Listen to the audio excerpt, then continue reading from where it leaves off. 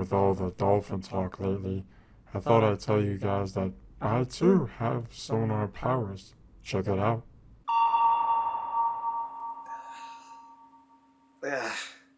Weird. I can actually hear it and feel it. What's the use in that? To communicate from very far distances to specific people. How far? I don't really know. You're a weird creature, man. Thanks, buddy. You too. Wow.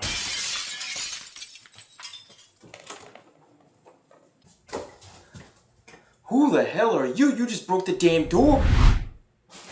Bro! It is I, Ganza the Cathartic Killer! Crazy name aside, who are you and why are you even here? Ganza? We already know that, man. You gotta keep up. A better question would be, when are you gonna fix that goddamn door? Finn? Ganza, how did you get here? You two know each other. How else would I know his name, you basic specimen? Basic? Wow. I followed a sonar signal and it led me to here.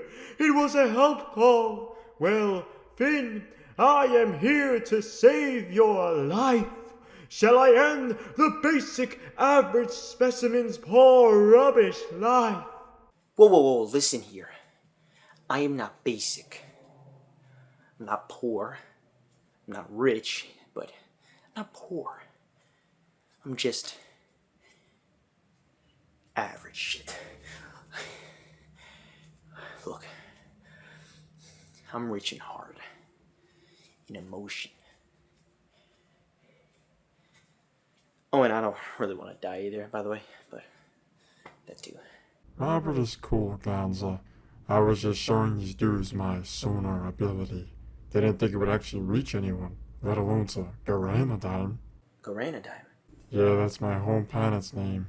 Never said the name before, did I? So another resident from Garanadime.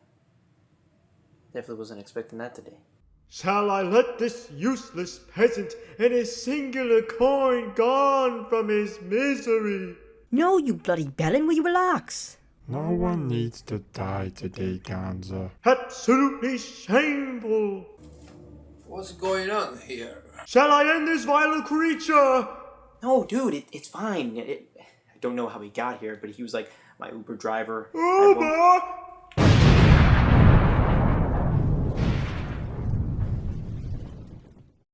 Damn! He kind of deserves it, though. Ganza, it's perfect timing you were here. We're about to discuss Ecco the Tides of Time. Oh my glory! You like the Ecco franchise? Like it.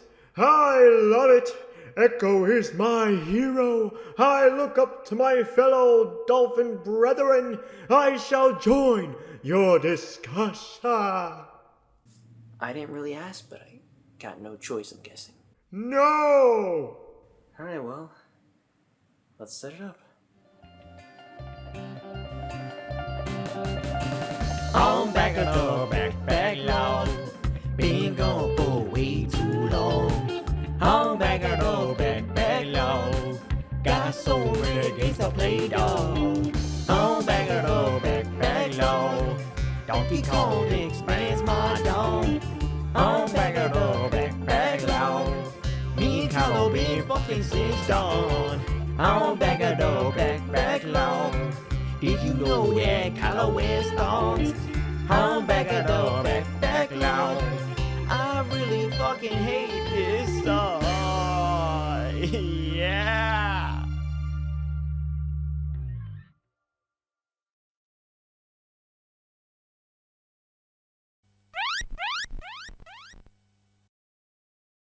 What is up, guys? It is Robert of Gaming with Me, and welcome to Back of the Backlog, the series where we take a look at the games that I recently beat off my backlog. Today's episode is on the game Ecco the Tides of Time.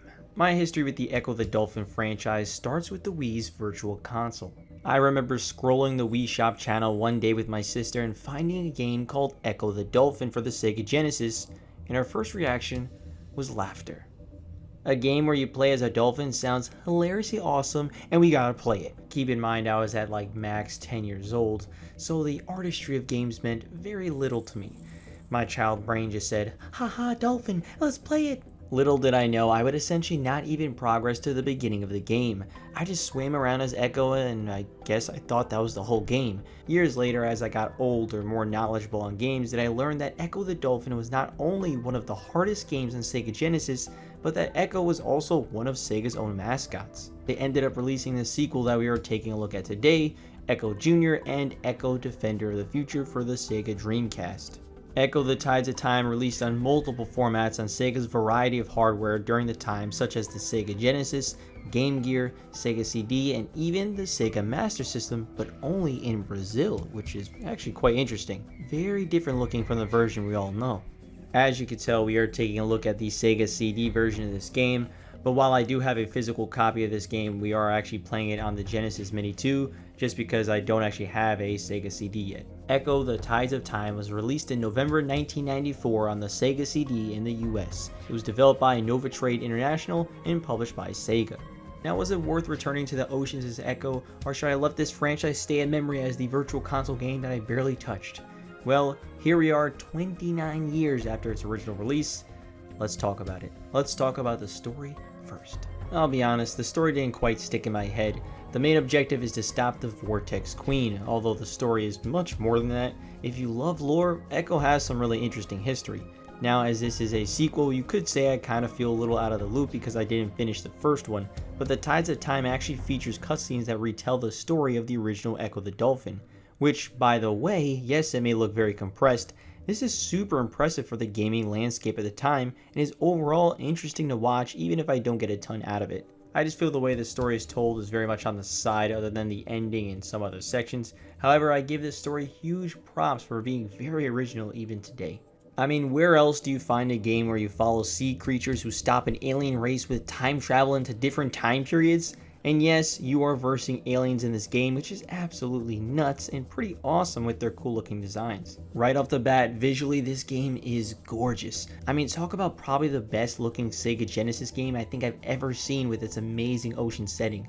There's a pretty big leap in graphics from the original Ecco to Tides of Time, and I love seeing every pixel on the screen. All the models are great, from the dolphins to the whales, the variety of enemies you'll run into like the aliens and jellyfish. The ocean just feels lively with the many things swimming around, including the harmless family of fish you'll run into.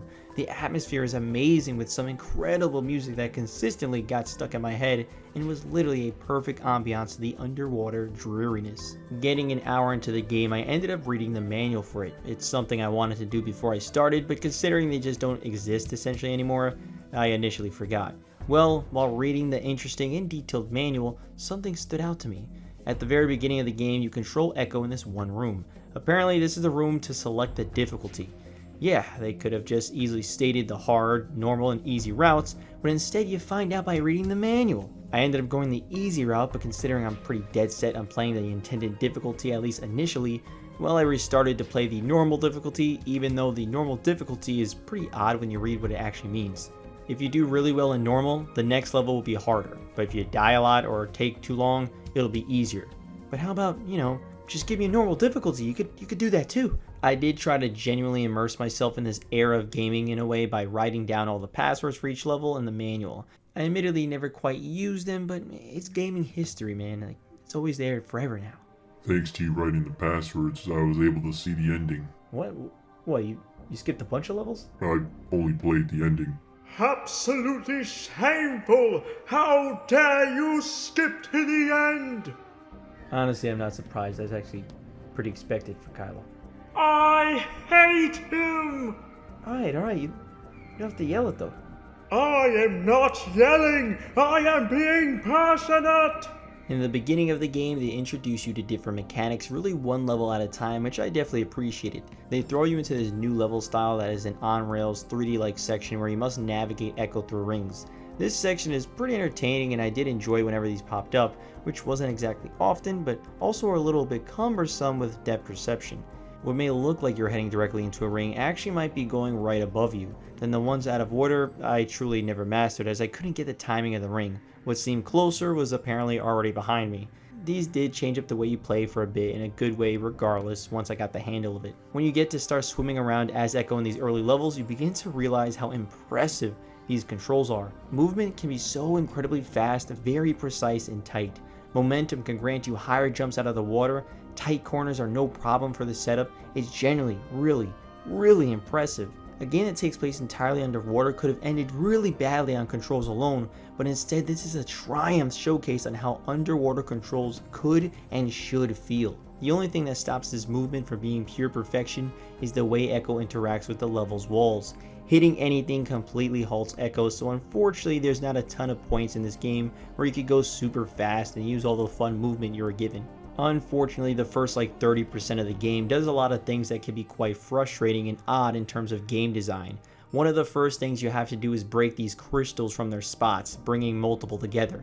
Honestly, I was so confused on how to break them, and at one point I accidentally shot one out.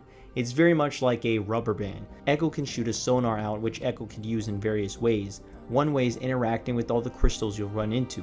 Shooting your sonar out to break the crystal out is so damn tedious, and the actual length the crystal has to tear apart from its path is so damn stubborn. I was on this first level for I felt like a good 40 minutes just trying to rubber band these damn crystals out, and it was only 4 of these crystals. Luckily, you only do this twice in the game, but man, it's a really frustrating first impression. Even when I did get it, I never felt like I truly got it. At first, the game's overall progress can be quite confusing, as most of the time you're trying to find a key crystal that grants you the ability to shoot another crystal that is blocking a path. Problem is, every crystal in this game is identical. So it could be a key crystal, a blocking an entrance crystal, or it could even be a crystal that plays a cutscene and you won't know until you shoot a sonar at it. This isn't a big deal, but I've shot the same cutscene crystal multiple times, whether on purpose or by accident, without it being right near me, or my sonar shot and it will actually play the cutscene every time, having for me to skip it and then continue. It's not a big deal, but it is something that could have been easily avoided by just changing the color of the crystals for a specific type. It's really that simple. There's just a lot of odd and I personally believe bad design choices that plague a good chunk of the game, especially in the beginning. There's a section in the game called Skyway where you navigate the oceans and enter to a tube leading into the sky. The next level is Sky Tides. This is an auto-scroller level where you swim in the sky and it quickly moves, forcing you to memorize the level. I actually like this idea. Nailing the path through felt great. If you fall and die, it just starts back at the beginning of the auto-scrolling Sky Tides. Then finally, the next level is Tube of Medusa. This is a pretty damn tough level where you gotta navigate the water in the sky while avoiding these giant Medusa creatures who will grab and throw you around. It's a level that you literally have to perfect because falling from this level will not have you die, no. You fall back to Skyway and then you have to do all of Sky Tides again to get a chance at Tube of Medusa. That's bullshit and stupidly inconsistent. Die in Sky Tides, repeat Sky Tides. Die in Tube of Medusa, go back to Skyway. That makes no sense and way too cruel considering these are some of the tougher levels in the entire game. Considering I played on the Genesis Mini, I created a save state in Tube of Medusa. The amount of times I fell in Tube of Medusa was already punishing enough. Having to go all the way back to Skyway is disrespectful to a player's time and just too brutal and again, inconsistent with their own damn rules. Then there's a level where you play as a bird. Yes, Ecco gets the ability in occasional levels to turn into different creatures. Well, the one as a bird has the transformation bubble high in the sky, ready for you to grab it and fly as a bird. But it's just a little too high. The only way to grab it is if you jump the perfect height with the perfect momentum. Even what seems like a perfectly good height that is almost touching pixels is not good enough. Why? It's these frustrating design choices that completely halt the pacing of the game for no reason. Bring the bubble down. Let me grab it with the fluid average height jump and continue with the transformation. Imagine if in Super Mario Bros. Every single question mark block was just high enough where you had to have a running start and get to the highest point that Mario's hat pixel could reach to grab a simple mushroom. That would be annoying. That would be tedious. That would not be good. It's just a power-up. Not everything has to be a trial, a test of your abilities that you probably won't ever use again. Let the player complete simple tasks. I mean, they are literally called simple tasks for a reason. Then there's a few levels where you gotta follow characters and they just run away from you and you just gotta keep up. Once you lose them, you gotta go all the way back to where they were at and follow them again. It's honestly a joke at how fast they swim, expecting you to just keep up. It literally is the meme about following the target employee and how you have to just keep up in the most ridiculous route possible. There is a super funny and self-aware moment in the game though that if you lose the dolphin, he'll continue to question asking, "Are you sure you're Ecco the Dolphin?" And eventually he'll give up and just give the power to use in the level later on. It's genuinely very funny reading the dialogue, but it also makes you wonder why they can't just give you the ability right away and have you traverse the level on your own. There are parts of these levels that I enjoyed, but that first 30% of the game is filled with these weird or bad design choices. Luckily, after that somewhat rough beginning, the game does become consistently pretty fun. They throw out pretty much all those frustrating elements to focus on more open-ended exploration levels that were just more entertaining. A lot of it is just exploring, looking around for these orbs to collect. They would also separate different areas into its own levels with the same objective of collecting the orbs. They are a lot more forgiving when you die in these levels, as you can save your progress with a crystal you'll run into. It's just you and the ocean in these orb collecting levels, and it makes for a nice change of pace. As these levels are longer, you'll definitely appreciate a special sonar attack that Ecco could acquire many times throughout his adventure. Usually tucked in some corner that you can find quite easily on the map is a sonar attack that shoots out projectile sonars around Ecco, killing enemies from all angles. It makes the game a lot easier to tackle and a lot more fun. Normal sonars can't take out essentially every enemy, and so the main way of attack is to bash Ecco into an enemy. So enemies can be quite a pain early on in the game, leading to frustrations, but seeking out this upgraded sonar power makes the ocean a lot more doable, safer, and more importantly, more fun. Ecco could take quite a lot of hits from regular enemies, but there are definitely many hits you'll take that feel unwarranted, like a shark attacking out of nowhere with no real time to react. But with the upgraded sonar, attacks like these rarely happen, as the sonar comes out exactly as the button is pressed, unlike the bashing attack, which has a startup animation. Unfortunately, there are times where spamming the sonar attack while trying to go back to a destination is just the way to go, as enemies respawn literally essentially instantly once their spawn point is off screen, having pop-up attacks happen way more frequently than it ever should. While enemies are littered across the ocean, the biggest enemy is yourself. Ecco can't breathe forever underwater, so there's an air meter under your health to show how much air you have left before you start taking damage and drown to death. Since levels are on the smaller side, the air meter goes down fairly quickly, just a little over a minute. It definitely adds a lot of tension. You have to be efficient in your path, possibly going back and forth in areas just to get some air before heading back to make further progress. I do feel that the air meter's time should have been longer, as that sense of exploration can be quickly soured by that lack of air. Hell, the game might even be better without the air meter as a whole, but I'm also not against it. It's just something you have to always be aware of. You can't really take your time with the game because of it. I can swim for an hour without needing air. Damn, that's like ridiculously impressive. Anything is more impressive than the species of Earth. Everyone here is weaker, dumber, uglier, and much more depressing. Yeah, come on, you can't just talk about all of Earth like that. But I can and I will. This is no opinion. These are merely facts of nature. I mean, you guys are like super behind on game releases from Earth. Ah, my pale peasant, you got me there. Pale Peasant, wow, okay. Sounds like a cool nickname. If you want to lose that damn coin you've been holding your whole life, go ahead, sure. That's a threat. As for more powerful enemies, there's a few bosses you'll verse in the ocean with all pretty damn cool designs. One is of giant snake-like enemies that you have to avoid, although it's also a bit of bull as it can sometimes take you out in one hit. It starts in a long hallway as the shell that is fostering the two snakes falls down to the bottom where you fully verse it. Versing it was a bit confusing, as turning around and shooting out a sonar takes a tad bit too long, and like I said, getting hit even once pretty much means the end. I ended the boss's life by shooting the sonar straight ahead as I pointed away from it.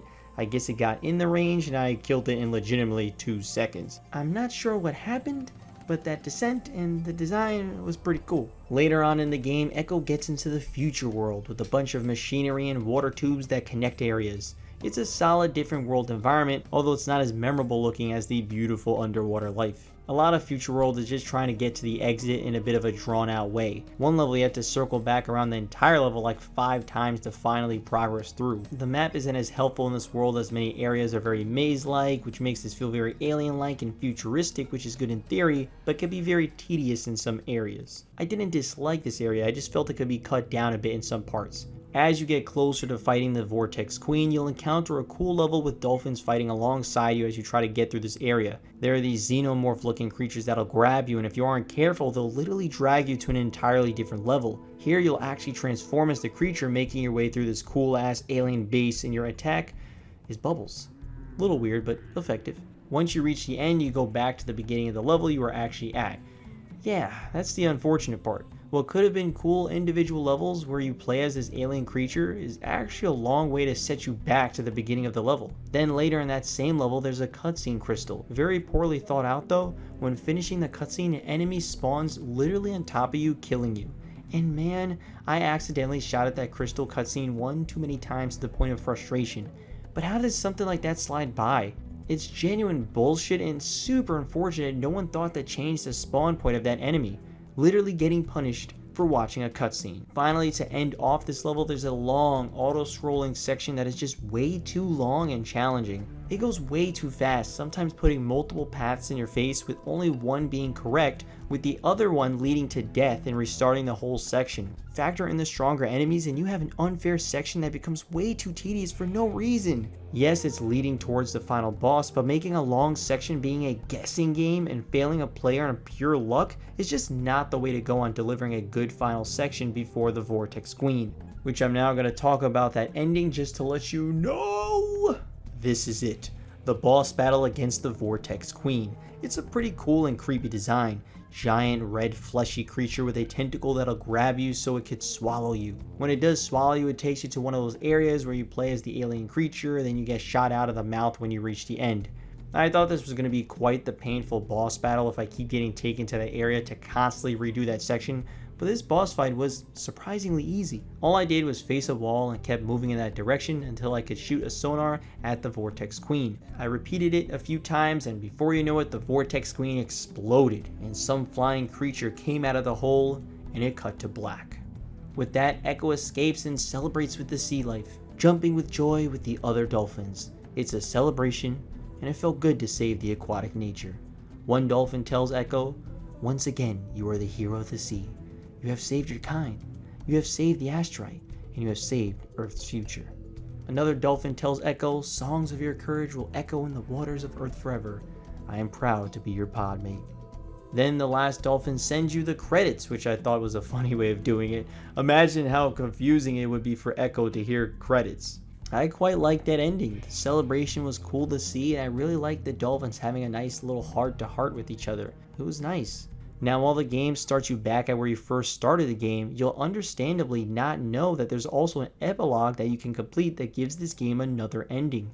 A more somber ending. You'd have to continue playing through the game as if you were restarting it, going through the first on-rail 3D section again, and then the epilogue starts up. More, I miss this. How could I miss this? I mean, look, I get it, man. It is very easy to miss. But it is Ecco the Dolphin. That doesn't change that it's easy to miss. What are you getting at?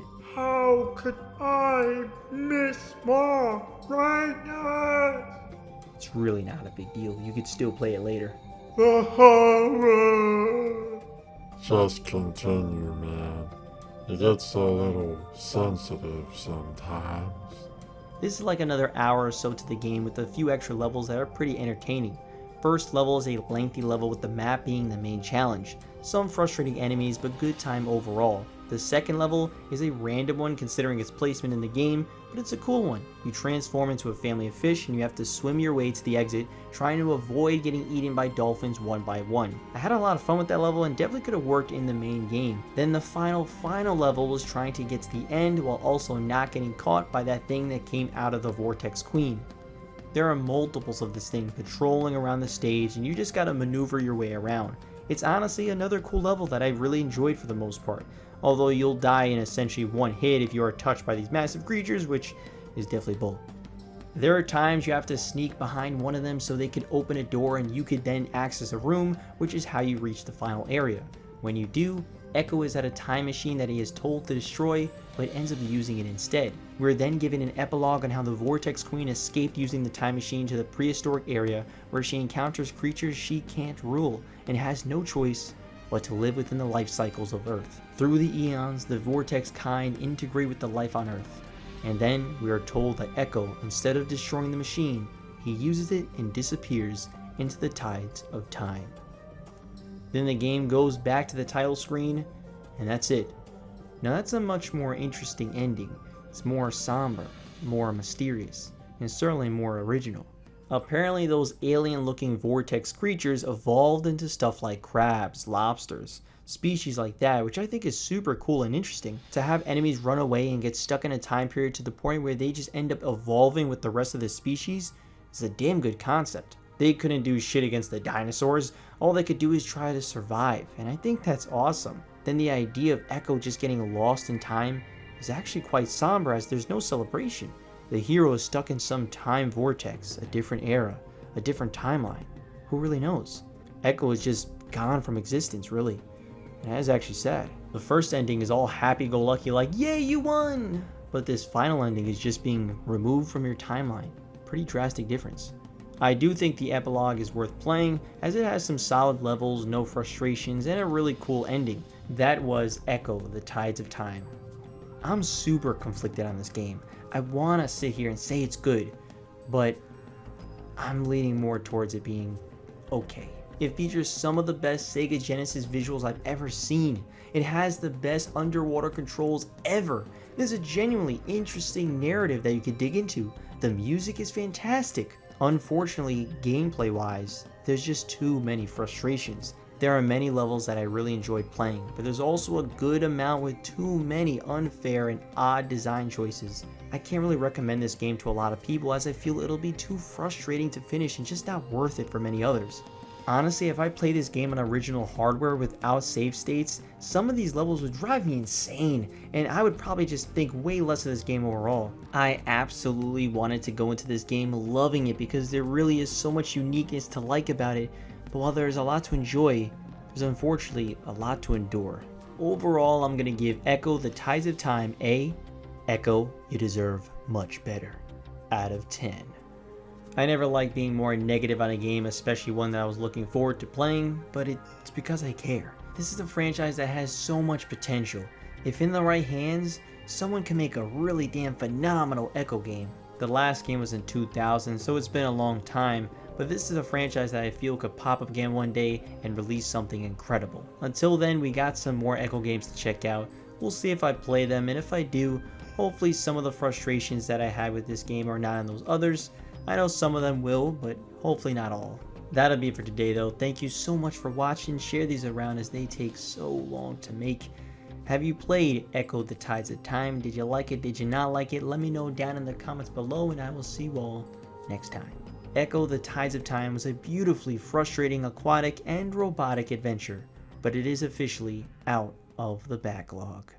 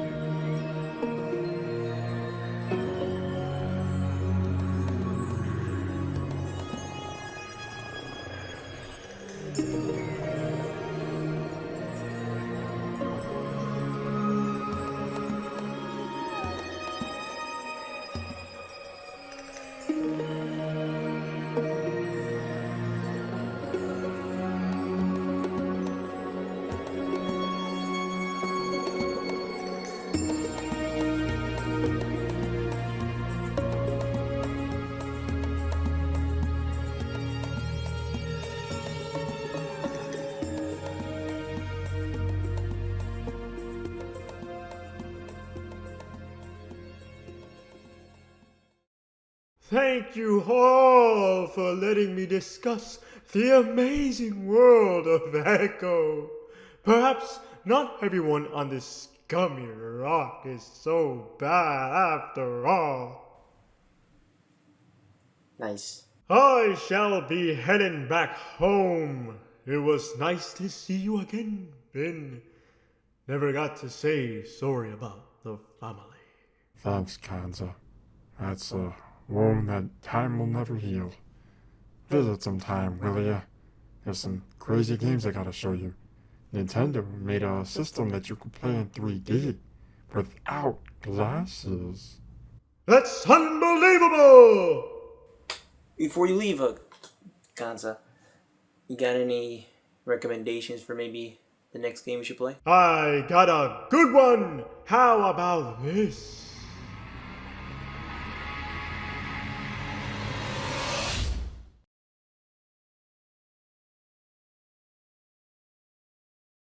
Played that already, actually. Fantastic game, one of the best. Okay, how about the sequel?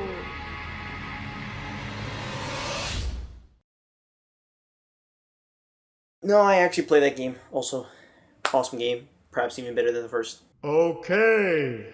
Well, that's the latest entry on Garanadime. I see on Earth you have this. Played it. Great game. This. Also played. Also great. Come on! This. Nope.